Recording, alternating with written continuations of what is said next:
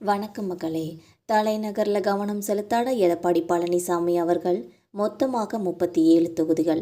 2021 திமுக 36, அதிமுக 1. குமுறும் அதிமுக நிர்வாகிகளை பற்றி இந்த வீடியோவில் நம்ம விரிவான ஒரு தொகுப்பாக பார்க்கலாம் வாங்க.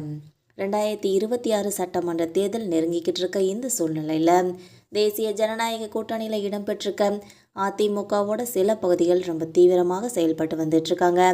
தலைநகர் சென்னை மற்றும் அதை சுற்றியுள்ள மாவட்டங்களில் எதிர்பார்த்த உற்சாகம் காணப்படவில்லை என்ற தகவல்கள் இப்போ கிடைச்சிருக்கு. சென்னை, காஞ்சிபுரம், செங்கல்பட்டு, திருவள்ளூர் ஆகிய 4 மாவட்டங்களில் மொத்தம் 37 சட்டசபை தொகுதிகள் இருக்குது.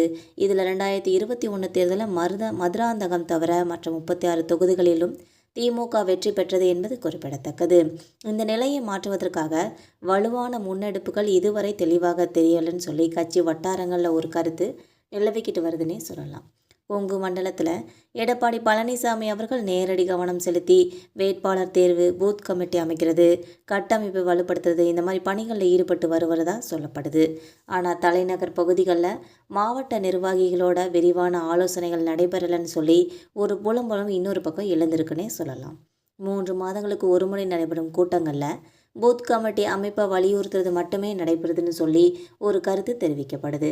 இதன் தாக்கமாக தான் பெரம்பூர், திருவிக நகர், எழும்பூர், துறைமுகம், கொளத்தூர், வெள்ளிவாக்கம், சைதாப்பேட்டை, 1000 விளக்கு, ஆலந்தூர் இந்த மாதிரி தொகுதிகளில் விருப்ப மனுக்கள் எதிர்பார்த்த அளவில் வரலன்னு சொல்லி தகவல்கள் தெரிவிக்கின்றன.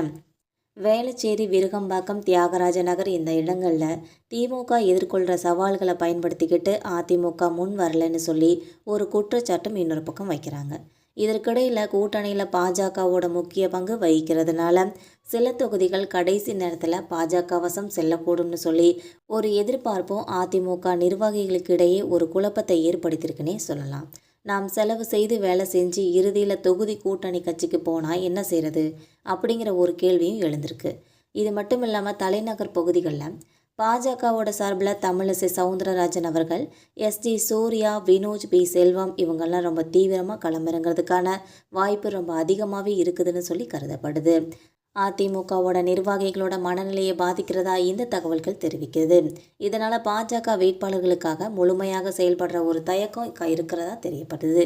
இந்த சூழல் நீடிச்சிச்சுன்னா 2026 தேர்தலையும் தலைநகர் பகுதியில் அதிமுகவுக்கு சவால்கள் நீடிக்கலான்னு சொல்லி அரசியல் பார்வையாளர்கள்லாம் சொல்கிறாங்க. கூட்டணி கணக்கீடு மற்றும் தொகுதி பங்கீடை பற்றி தெளிவான முடிவுகள் எடுக்கப்படுவதால் மட்டும்தான் நிலைமை மாற்றமடையும்னு சொல்லி ஒரு கருத்து சொல்கிறாங்க.